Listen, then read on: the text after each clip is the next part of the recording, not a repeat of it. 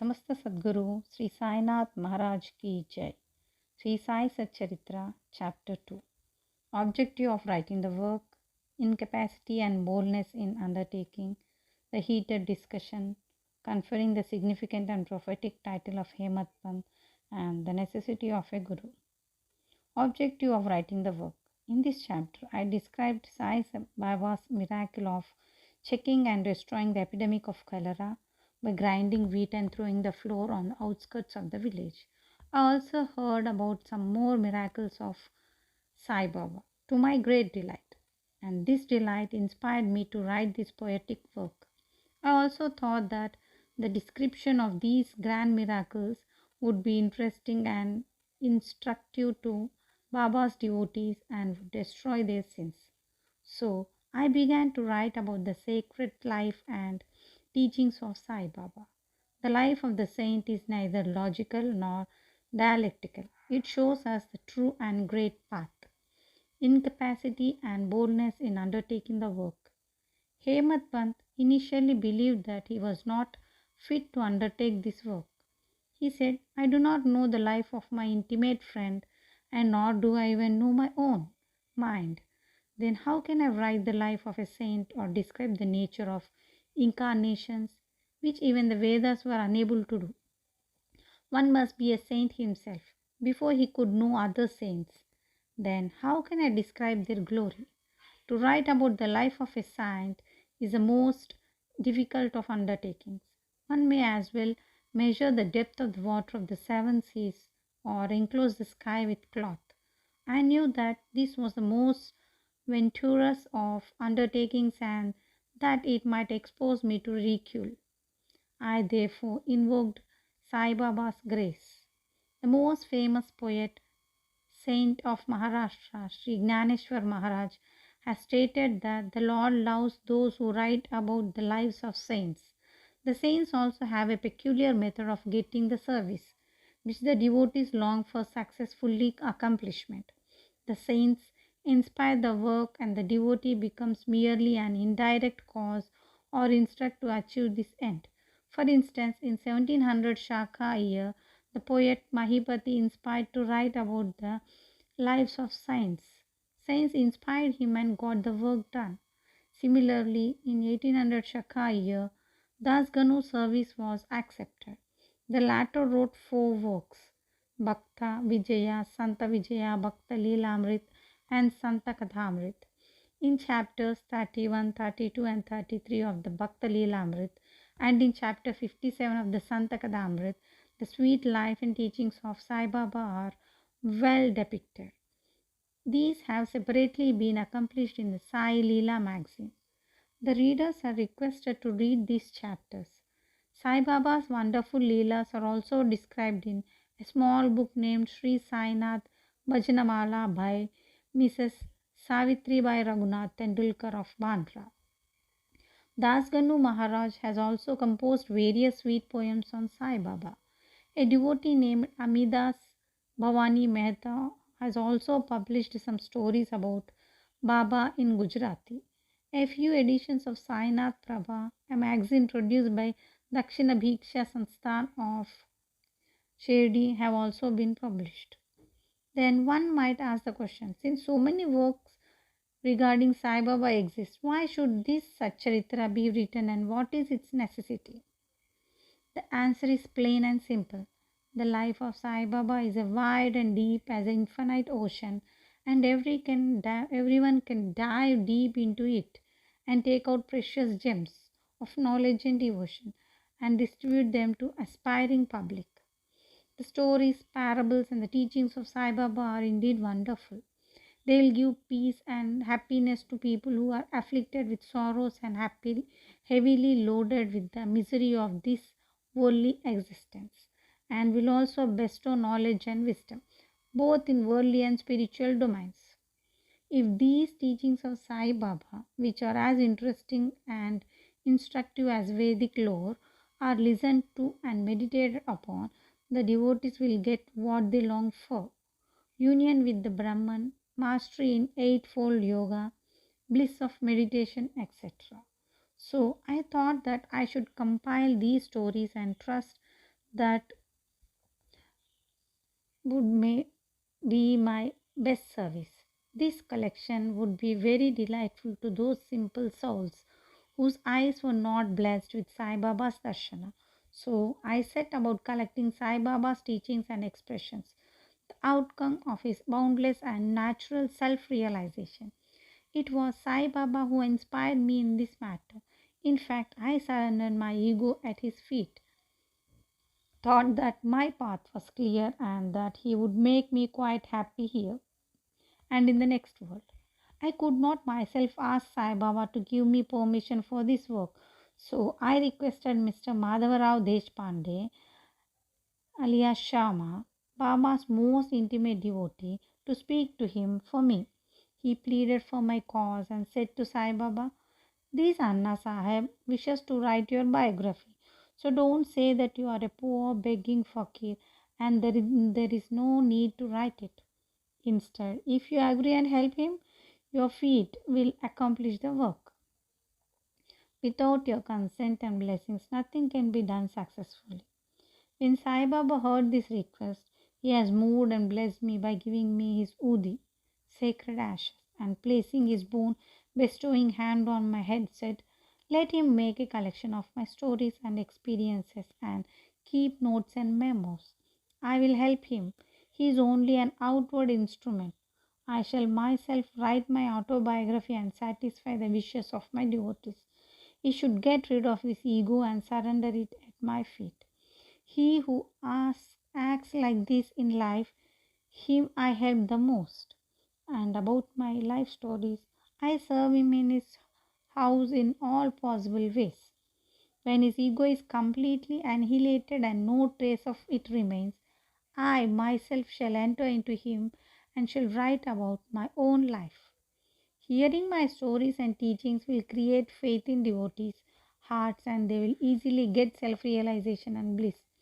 Let there be establishing one, no attempt to refute others' opinions, and no discussions of pros and cons of any subject.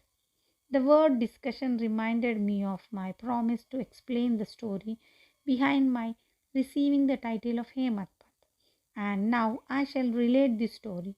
I was very friendly with Kaka Sahib Dikshit and Nana Sahib Chandorkar. They pressed me to go to Shirdi and receive Baba's darshana, and I promised them to do so. But something happened meanwhile which prevented me from going to Shirdi. The son of a friend fell ill.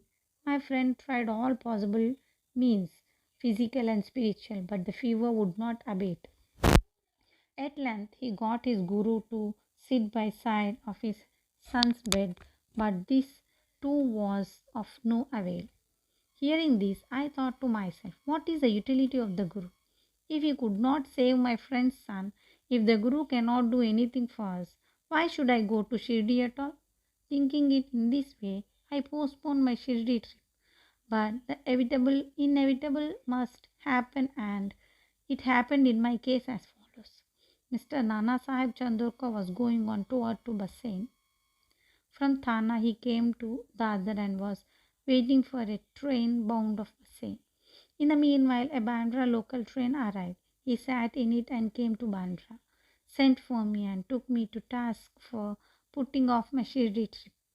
Nana's argument in favor of my Shirdi trip was convincing and delightful, and so I decided to start for Shirdi the same night.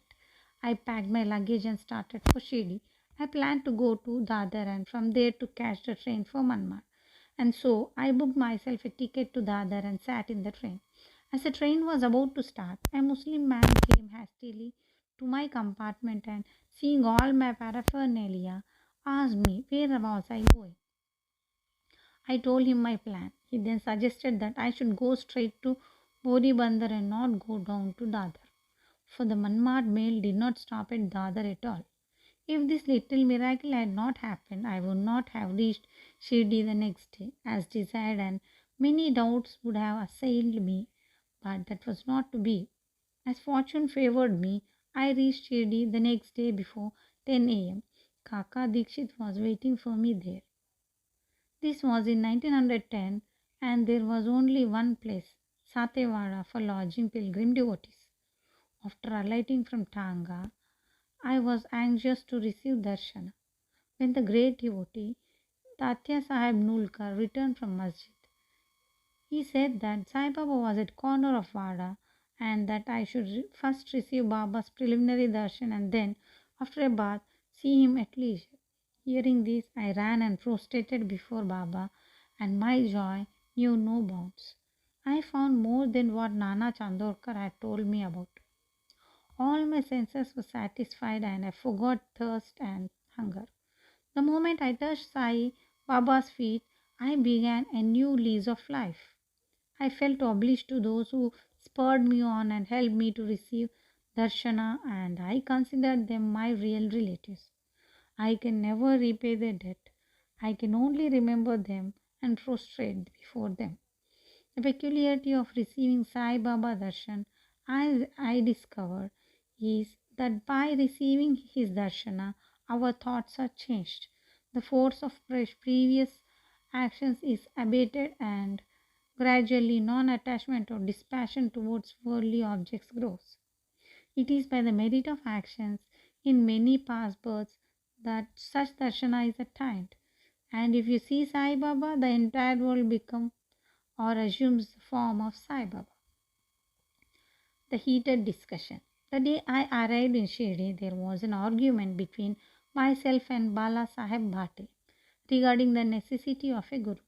I contended, why should we lose our freedom and submit to others? When we have to do our duty, why is a guru necessary?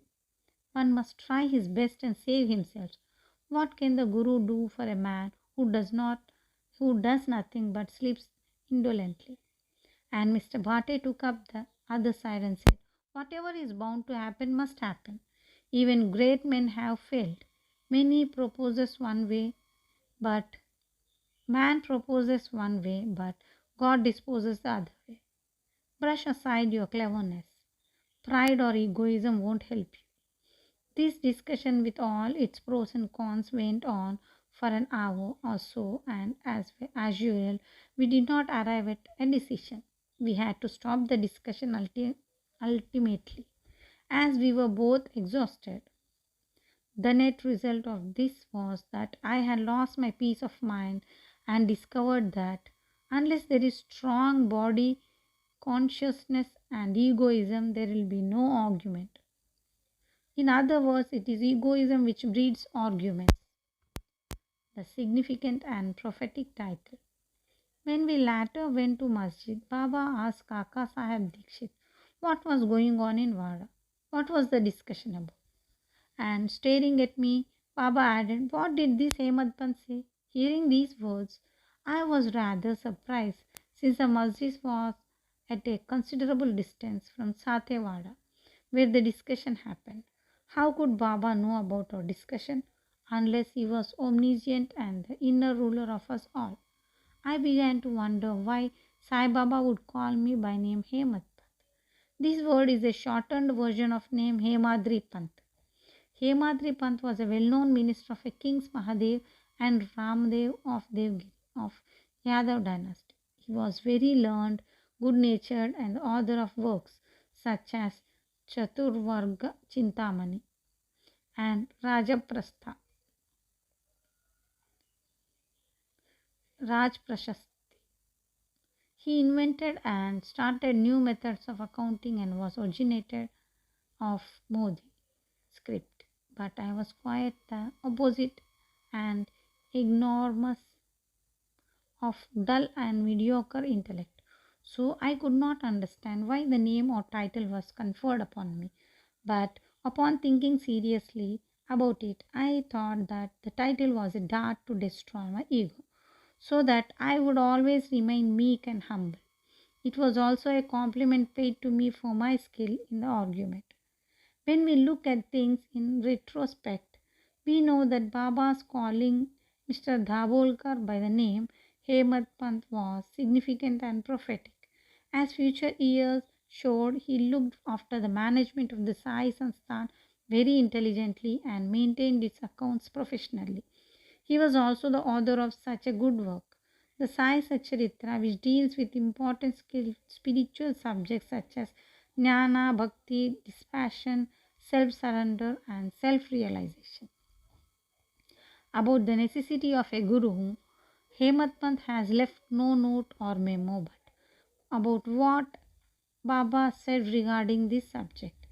But Kaka Sahib Dikshit was published his notes regarding this matter. The day after Hemat Pant's first meeting with Sai Baba, Kaka Sahib went to Baba and asked whether he should leave Shirdi. Baba said yes. Then someone asked, Baba, where should he go? Baba replied, high up. Then the man asked, how is the way that leads here? Baba said, there are many ways leading there. There is one way from here to Shirdi.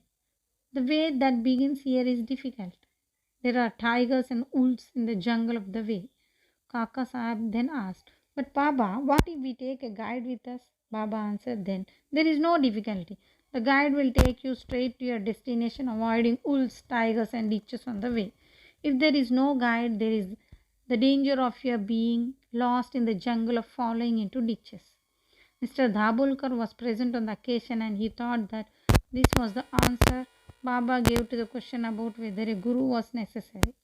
Thus, he took the hint that no discussion of question whether man is free or bound is of any use in spiritual matters. On the contrary, real Paramartha is possibly only as a result of the teachings of Guru.